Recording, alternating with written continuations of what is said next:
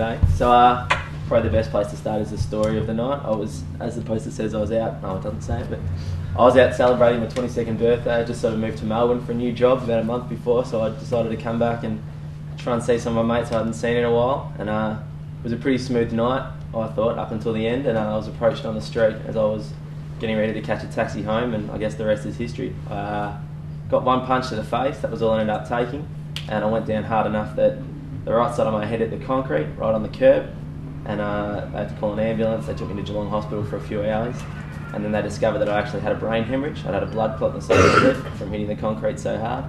So they had to throw me into a helicopter up to the Alfred in Melbourne for emergency surgery on my skull. So basically, the seriousness of the operation, they had to drill holes in my skull, crack it open, drain the blood clot out, and then try and patch it all up together. I still, to this day, and probably forever, have got a pretty decent scar and, you know, lumps in my skull that aren't going to repair too quickly.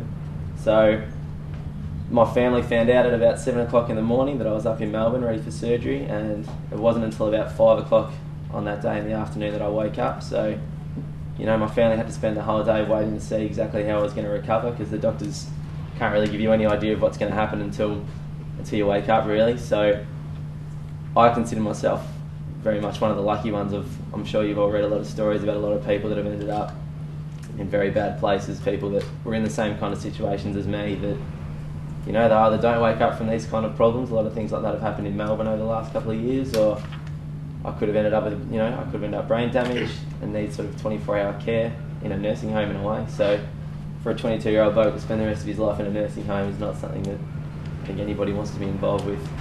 It's been a pretty long road to recovery. I've only been back at work full-time now for the last few months. I was only allowed to go back on a part-time basis, so, you know, obviously my wages were pretty badly affected. I had to live on a pretty tight regime on myself for a while.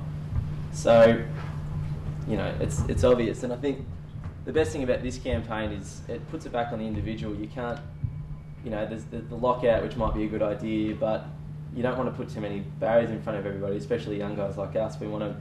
Everybody wants to go out and have a good night and celebrate with your friends and drink up, because there's nothing wrong with that. It's only the people that take it to the next level and want to ruin somebody's night. It's what you do when you've been drinking, or it's what your friends do when they've been drinking, that you've really got to curb, because this kind of thing can't go on. I mean, I could easily just not be here talking today. I could be in a wheelchair, I could be paralysed. Like, the list is endless of all the things that got to happen to me, and I'm just super lucky that I have the ability to stand up and talk to people like you and tell you my story, because it's something that needs to be told. I think, like, not everybody turns out to be as lucky as me, and it took me a while to understand that. Like, you wake up in hospital and you got a sore head, and you go eat back home after a week, and I kind of just assumed that's what happened to everyone who had a brain hemorrhage. But the more I sort of read up on it and the more I talked to my doctor, they were very surprised that I woke up and, you know, was as lucky as I am now. So you just got to turn it back on yourselves, guys. You really got to think about what you're going to do when you're out. If you want to start a fight, these are the consequences right in front of you. You know, you could end up in jail for throwing one silly punch that, in the end, nobody won. Like, it wasn't over anything. There was no issue. There was no resolve. It was just months and months of grief, not only for me, but for him. And I'm sure he went through a lot of sleepless nights where he was thinking, maybe I'm going to be spending the next 15, 20 years in a jail cell for throwing one stupid punch. So I really think that's the most important thing you've got to remind yourselves. If you get hot-headed, you fire up, you and your mates all around you have got to turn it back on yourselves and just think,